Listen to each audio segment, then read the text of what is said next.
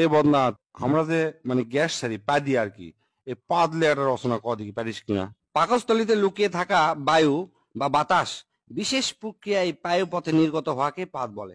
পাদ হচ্ছে মানব জাতির অতীব জরুরি একটা পন্থা। পৃথিবীর ইতিহাসে আজ পর্যন্ত কোনো বাপের বেটা বা বেটি নাই যে তাই পাদেনি। পাদ সবাই মারে। যুক্তরাষ্ট্রের প্রেসিডেন্ট থেকে শুরু করে রানী এলিজাবেথ, বিখ্যাত নায়িকা শাহরুখ খান, সালমান খান, টম ক্রুজ থেকে শুরু করে সোগলি, অ্যাঞ্জেলিনা জোলি, কি কমো সোগলি পাদ দেয়। বিশেষজ্ঞদের মতে পাদ চার প্রকার। এক নম্বর হচ্ছে ঠাসপাদ, আর হচ্ছে ফুসপাদ, আর হচ্ছে কুইয়াপাদ, আর হচ্ছে ঝোলপাদ। এক নম্বর ঠাসপাদ হচ্ছে মানুষের আবেগ নিয়ে খেলা করে, ওটা হচ্ছে ঠাসপাদ। এল্লাপাদ সাধারণত হরেক রকমের মন মাতানো সুরের সাথে নিজেদের আগমন ঘটায়। শব্দ দূষণের অভিযোগ পাওয়া গেলেও এই পাদ বেশিরভাগই বিনোদন দেয়। জোরে জোরে পাদের শব্দ শুনে মানুষজন হাসাহাসি করে, ই অক দোষ দেয়, উই অক দোষ দেয়, সেজন্য চরম একটা মজা হয়। দুই নম্বর হচ্ছে ফুসপাদ। এ পাদ নিজেকে মুক্ত করার জন্য পায়ু পতত আসে আকুপাকু করে, তারপর শব্দ ছাড়া ফুস করে বের হয়, একই হচ্ছে ফুসপাদ বলে।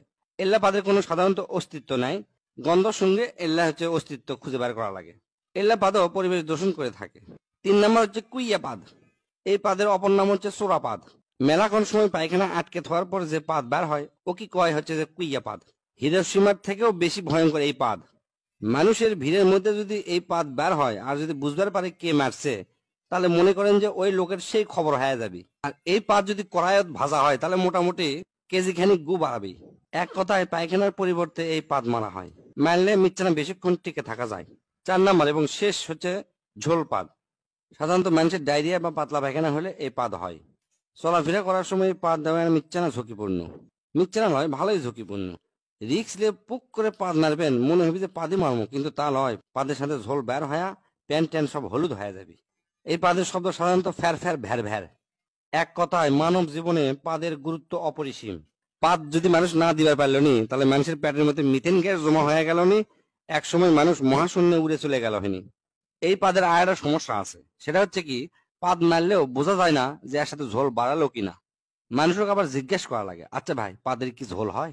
তাই যদি কয় হ ঝোল হয়, তখন তাই মনে করবি আমি মনে হয় হাগিয়ে ফেলে দিছি। আবার মনে করেন যে হাঁটতে হাঁটতে চিন্তা করছেন যে পিছন দিকে ঠান্ডা লাগিচ্ছে বা প্যান্টটা ভিজে গেছে, তখন মনে করবেন যে এই পাদের থেকে ঝোল বাড়াছে। এই চার প্রকার পাদের মধ্যে প্রথম দুটো একটু আরামদায়ক, মানে দেওয়ার পরে শান্তি পাওয়া যায়, কিন্তু পরের দুটা হচ্ছে যে খুবই সাংঘাতিক।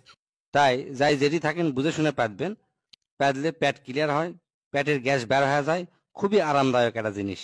আর চার নাম্বার হচ্ছে ঝোল পাত দেওয়ার আগেই ডাক্তারের সাথে যোগাযোগ করবেন যেন ঝোল পাতটা না বের হয়। স্যার কেঙ্কা হচ্ছে?